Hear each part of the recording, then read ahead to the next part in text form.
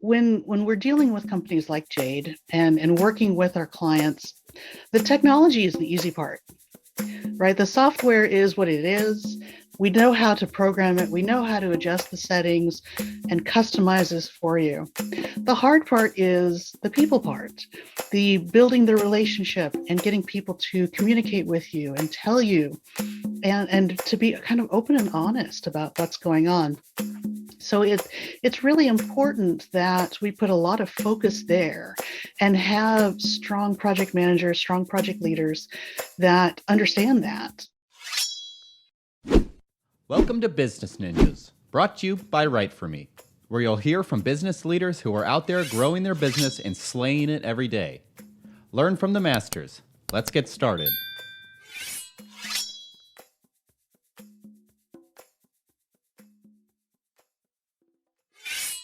Hey everybody, this is Max Pittman from WriteForMe, and you're listening to another episode of the Business Ninjas podcast, where we meet the experts who are making things happen and scaling their businesses. And today we're talking about Jade Global with Amber Barber, who is the Senior Director of Jade's Global Program Management Office. Amber, thank you so much for joining us today.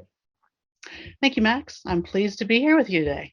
Yeah, absolutely. I'm excited to dive into what's going on at Jade Global, and obviously for everyone who's unfamiliar. Jade Global is in the software and technology space, and specifically they're an IT services partner, and the company's been around since 2013. So, I'd love it if we can dive into really quickly, about yourself before we get into the organization, as our, community of business ninjas is built of entrepreneurs, executives, and lots of sales and marketing leaders who could potentially be ideal clients for you guys. So, as the Senior Director of Jade Global's Program Management Office, I'd love it if you could tell our community a little bit about yourself and some of the things you're focused on. Yeah, absolutely. And I just have to quickly correct and say we've actually been here for 20 years, so since 2003. What did I So say? hopefully we've got, you said 2013. Oh, okay. Yeah. But that's okay. So yeah, I'm really thrilled to be here. I love being able to represent Jade and the work that we do. First and foremost, let me tell you a little bit about me. As the director of our global program management office, my main role is to take care of the people and processes that support all of Jade's work. So I make sure our people are educated and happy, and they have processes that make them and our clients successful. For my background, I am a bit of a geek. I have both a bachelor's and a master's degree in physics. And I've been working in the high-tech space in multiple different kinds of roles since the year 2000. Which means I got to be part of the big tech bubble right off the beginning. I live in Oregon, just south of the capital, Salem, with my wonderful husband, Brad, and our 2 cats. We also have 4 adult children who are all out of the house, and hopefully they mostly stay that way. And I'm doing this this work all from my office here in the middle of a small town. And that's been really a great new challenge for me that came up with COVID. I used to be always in the office and talking to people, and now I'm like never in the office, but I still get to do a lot of talking to people. Mm-hmm. Yes, it's all a new reality that we've all had to adjust to, and we all live on our own islands now. And being in an office is obviously a lot different. I miss it. I miss like the interactions.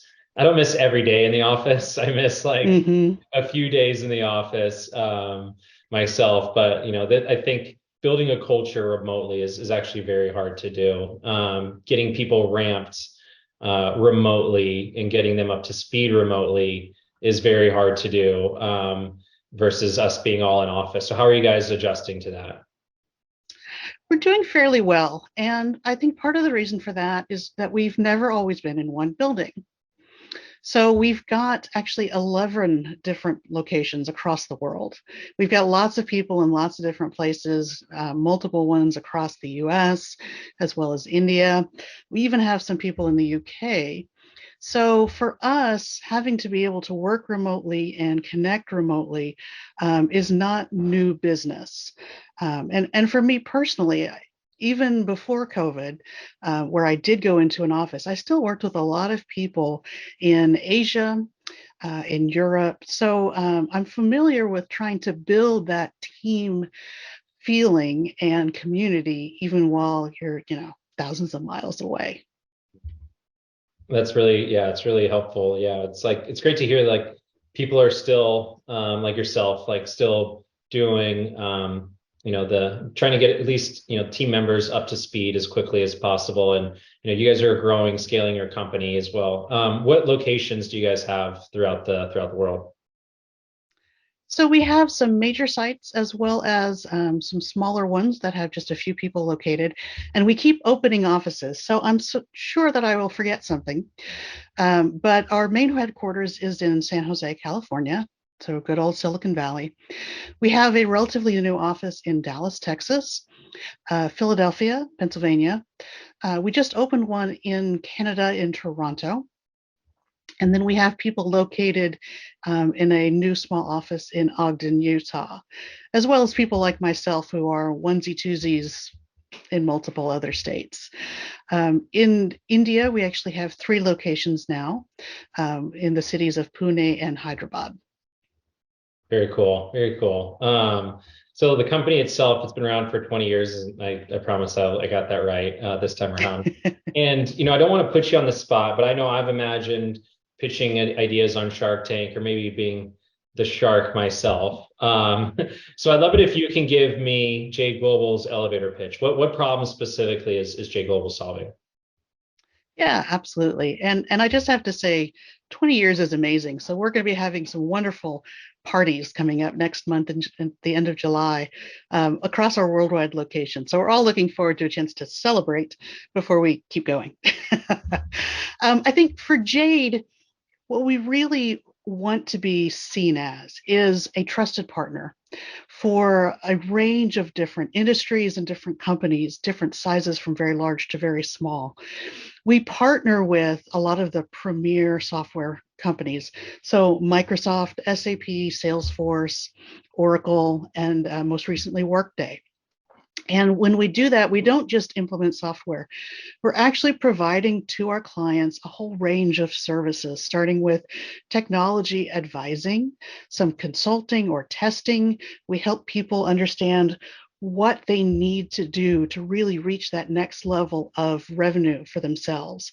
And then as we help them do that, we can also come in and manage their IT services, which particularly for smaller companies, startups, is very helpful. They have a hard time maintaining enough of their own IT group to do that.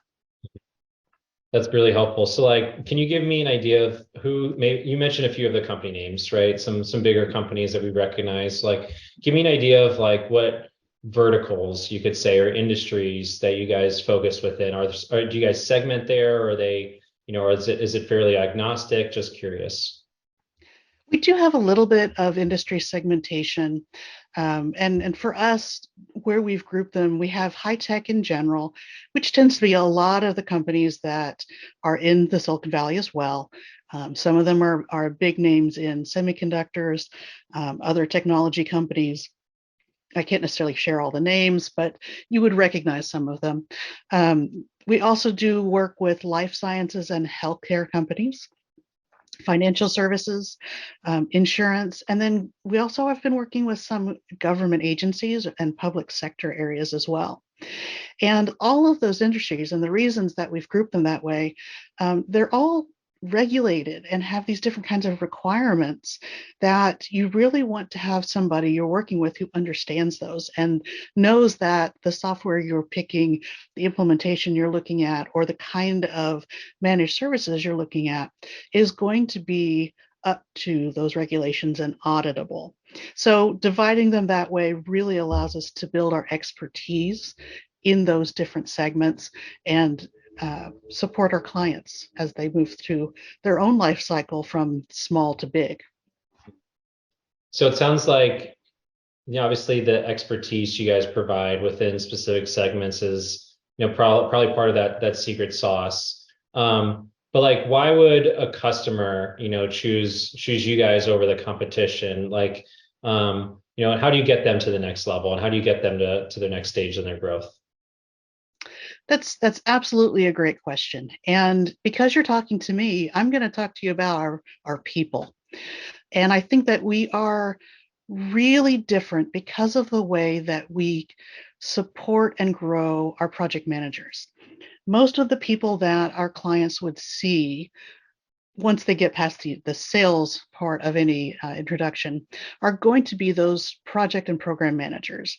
They're going to be the ones leading any changes or even working on small updates and managed services.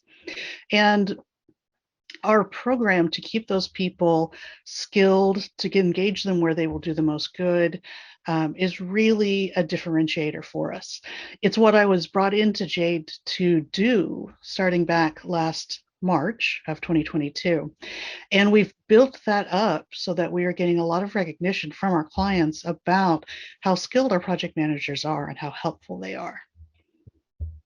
So what would you say like are some of the top like challenges or use cases that your great team members are solving for your clients, right? Can you give me a couple examples as to maybe some of those the top things that your sales team is like having to overcome, or what you guys are trying to solve for the for Mhm. your clients?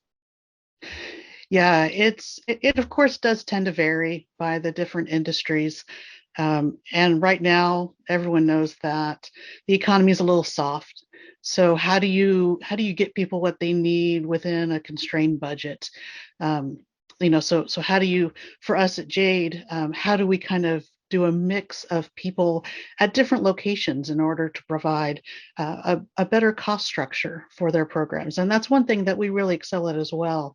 We have a very solid, well-educated workforce in India who can do a lot of work there for our clients and keep the cost at a quite low level, while still maintaining a US presence that can communicate well and provide the interaction that we need.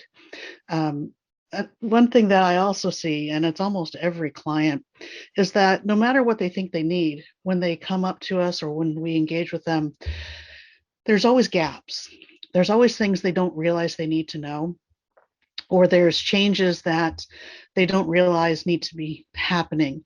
It could be that their business process, how they do their job, is actually not very efficient. It's just kind of what people do to make it work. So as we go into any kind of work with them, and this is again where those educated project managers that I support come into play, we really have to flesh out what is it you're really doing right now, and how much of that is stuff that we want to continue versus we can get rid of and use these new features that are built into, say, a NetSuite implementation or an Oracle implementation to take over a lot of that work or make it more efficient. So there's a lot of that kind of give and take as you get into these kinds of implementation projects or even advisory projects, where you have to help them see what they don't even know that they have and then decide what to do from there. So how's your team doing that? Like how are they able to like, how are you leading with data? Like what type of research are they doing? Like how are those conversations unfolding? That's a great question. And it does depend on how we're engaged with them. Frequently, what we'll do is we'll look at their current processes.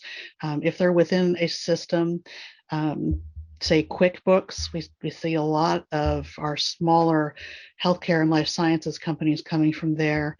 We look at the processes they have, the needs that they have, the special requirements, and then we map them against the systems that we're going to be putting in place. And we help them see where the differences are.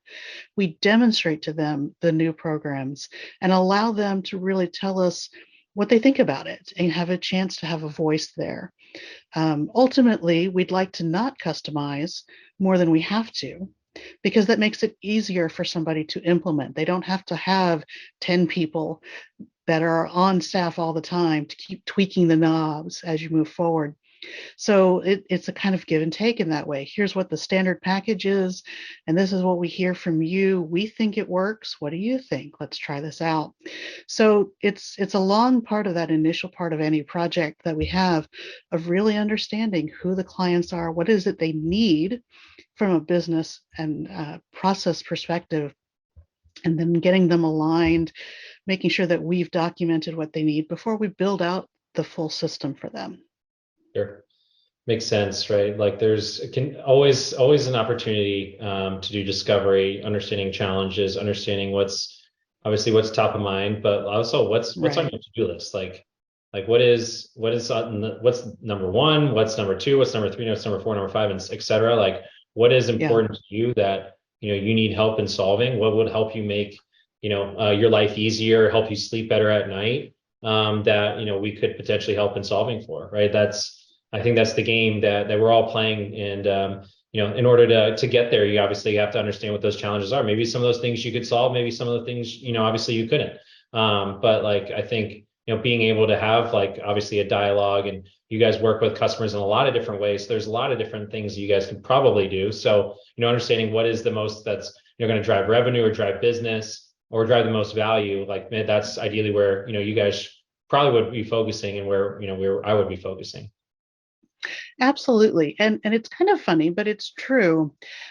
When we're dealing with companies like Jade and working with our clients, the technology is the easy part, right? The software is what it is. We know how to program it. We know how to adjust the settings and customize this for you. The hard part is the people part, the building the relationship and getting people to communicate with you and tell you and to be kind of open and honest about what's going on. So it's really important that we put a lot of focus there and have strong project managers, strong project leaders that understand that their key thing to do is to talk to our clients and their people so that we have a good project from that perspective, and not just did we turn on the right software. Sure. Makes sense. And I'm thinking like, the COVID probably impacted Jade a lot, right? Like, can you take me back like a year or two and into like how you guys grew and scale like during the COVID years? So again, COVID was not as big an impact. Now, certainly in some of our bigger locations and in India, people were used to working together in the office and suddenly couldn't. But we do so much online. So many of our meetings, even before COVID, would have somebody who's not in that room with you. So, you could be talking to somebody in India as well as somebody in Philadelphia while you're in California. So having to move to that fully remote, fully everybody on a Zoom camera was not as challenging. So it was a relatively, I don't know if I want to say easy adaptation, but it was something that could be taken kind of in stride. And there's discussion now of how much do we want to bring people back to the office?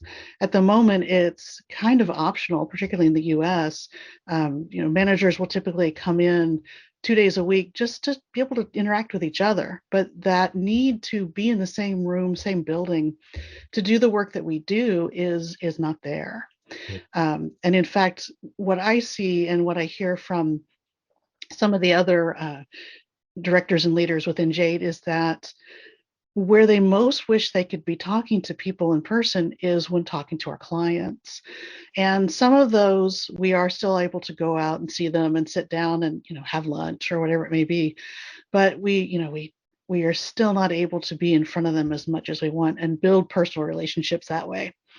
And of course, personal relationships one-on-one together is much easier than building something over Zoom. It takes a bit longer to do it that way.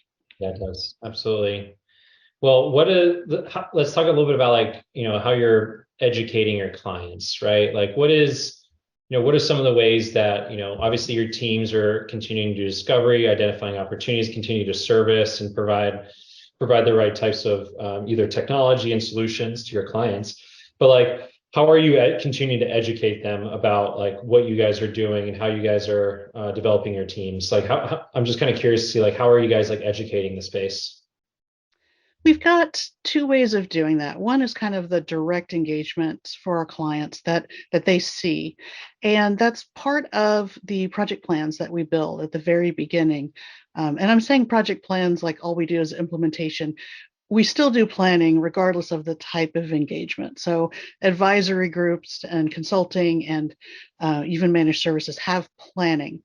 And that planning always includes a lot of touch points, weekly meetings to discuss requirements, demos, usually multiple demos of the systems that we're proposing, as well as frequent opportunities as those are evolved into the client's version to go in and see it, touch it, test it, and give us feedback. So in that way, they're aware, they're seeing what's there. We always have one of our experts, either a solution architect or a subject matter expert, in those calls to really kind of point these out and be able to connect this standard piece of software to what they're doing as a business. And then here, when they go, oh, that's not quite what we wanted, be able to take that back to the full team and make that what they were looking for when that's the case. On the back end, what they don't see is the work that we do to drive a lot of that better communication and skill sets among the team. A lot of that is work that I help with. And, we do a lot of training for people, a lot of opportunities to not just take online classes or in-person classes, but actually to sit with other people who do a similar job, and talk about different topics, talk about how better to communicate. One of the most popular ones that I did, that I actually was asked to record so more people could see it, was about how do you improve communications when you're dealing with a video call, right? How do you interpret what you're seeing and hearing and feeling from the client while you're holding these other sessions?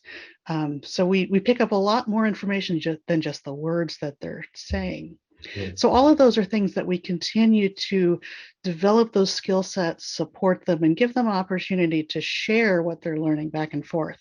And that really is supporting those customers, those clients, in a way that they don't see directly, but they feel it, as they feel like they're heard more. They feel like they have trust and confidence in us based on our performance. Sure. Yeah. Trust is obviously the biggest piece of buying, is making sure that we know the company can, service us, right? Or give us the right solution, or provide us with, what we were looking for. Absolutely. Yeah, trust is definitely the biggest piece. We also have to make sure, like, we're an authority in this space, right? We're a trusted brand, recognized brand, but also like who have we worked with that's similar, right? Those are all things that like people are going to want to look at as part of their buying process and research process. So how are you guys like educating customers specifically? There's a lot of different things that are happening, and our marketing team has many different approaches. But there's a lot of taking some of what we're doing as example work, whether it's white papers, posts on LinkedIn and on our Jade Global website, and really showcasing what we can do.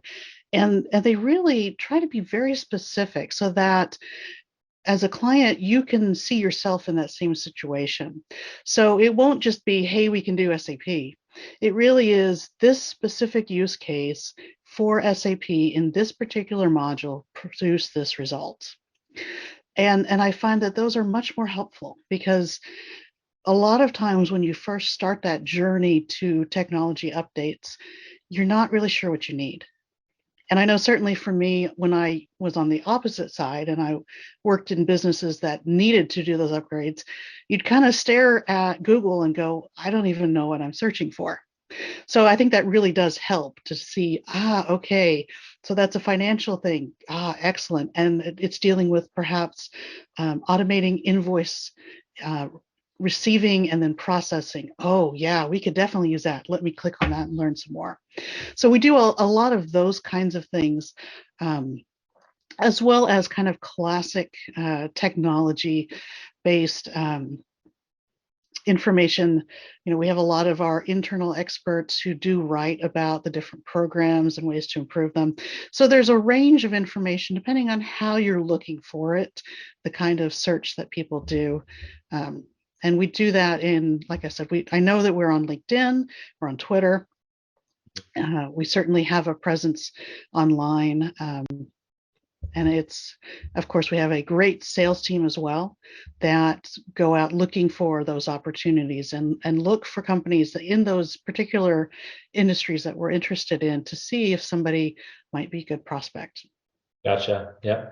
Makes sense, right? So it sounds like, focusing on multiple channels, focusing on, developing subject matter expert content that's going to be answering very specific questions, and also helping you guys boost your own authority and trust in the market by showing that your teams know what they're doing and know what they're talking about, knowing how they're working with different technologies. So that's all great to hear and best practice for sure. Like, how are you trying to grow and scale the business? Like, what is next, right? We're at 20 years. Like, what's going on at the company that you guys are looking to, continue to grow upon? So again, I want to go back to my own world of the program management office. A lot of times companies, program managed offices, we're just kind of buried internally, right? You don't necessarily see us, you just see the outcome of what we do. But the tools and systems that we've built to really enhance our people are different, and some of them are proprietary and unusual. And I think very much better than what's already out there. So we're looking to take a lot of that knowledge, those skilled people, and start presenting them to our clients and the industry in general as their own service line. So, we have a lot of excellent project managers. We've already started to look at placing them at some of our clients to do project management work for the clients in a way that has nothing to do with Jade. And we're able to do that because we have very good ways to assess skills, assess the needs and risks of any particular project, and then marry those to the right person. The other thing that we're working on is organizational change management. And that's something, it's out there a lot. You could do a Google search and find all sorts of articles on that. But what I see within Jade and what I think we can bring is that there is kind of a recognition for most clients that some kind of change management should be there. But how much of it and why is it so expensive tends to be a challenge. And so what we want to do is really bring our ability to optimize cost against value. And we've built out a program that we're just starting to roll out that we believe is really going to be a game changer for us in a few years, so that it's not just providing more change management or better change management to our existing projects and clients, but being able to start targeting people who really don't know what they need and need some help, but they need it at a lower cost option. So it's something that I've been really passionate about since I started here. I'm excited that we're getting to put this in place. I'm working with our sales team now about how do we develop a go-to-market strategy for this. And just like with the articles and LinkedIn things that we post for our other services, we're going to have to do some of that as well as we look at this project management as well as change management as a new service line. How do we get people to see why we're different, why we're good at this, why they should trust us and come talk to us about these options? I love it. So how can people get a hold of you to talk about all these different options you guys have? Love to give you the floor to talk about, all the different ways people can find you and learn more about the services. Absolutely. So if you're wanting to talk to me specifically, I'm very active on LinkedIn. You can just put in Amber Barber. My direct LinkedIn path, I got lucky. That's all I have. I guess it's because I've been around long enough. I shouldn't admit that. But I love to connect with people. I love to have conversations. And I do a lot of posts there about project management, change management, as well as mentoring and leadership. So always encourage people to reach out to me there. Our Jade Global website, which is jadeglobal.com, we have a large area of blogs and white papers, and I'll be starting a series around organizational change management, why it's important and why our methods are different and better, and hopefully drive some interest there as well within that website. Love it. Yeah, everyone who's listening, definitely go reach out to Amber. If anyone obviously is looking for these types of services, don't hesitate to reach out to Jade Global, check out all their content they're producing. Amber, I appreciate you being here and sharing your story. Before we kind of wrap things up, is there anything left that we haven't discussed? So I kind of want to leave the floor open for you to, if there's anything else that is top of mind for you that we haven't shared yet, I'd love to give you the floor. Wow, that's a big open-ended question. I think, Max, I really appreciate getting this chance to talk to you because it's been for me an opportunity to really think about how I would reach out to people. And I think that for a lot of us, we just do our jobs and we just move through the day. And sometimes we need to stop and think about, what else could I do? What else could I do to improve this or to reach a different person? So I appreciate you and the Business Ninjas podcast for giving me that opportunity. And I want to encourage everybody that's listening that you don't have to be interested in change management or project management necessarily, but reach out and read a little something new today and find a new topic to be an expert on. It helps with overall career satisfaction, in my opinion. Definitely. Yes. Yeah. Find your passions, dive into them, learn something new, get 10% better every day, all of the above. Right. Absolutely. I try to do that every day. We'll see what I can do today, but I'm sure I appreciate you being here, Amber, and sharing your story. I definitely enjoyed the conversation. I feel like I've learned, a lot about you over the past few calls, and I've now learned a little bit more about what's going on there at Jade Global. So we appreciate you being here. Thank you, Max. I appreciate being on the call with you as well, and it's been a pleasure. Everyone go check out Jade Global. That wraps up another episode of our Business Ninjas podcast. Thank you so much for listening and have a great rest of the day.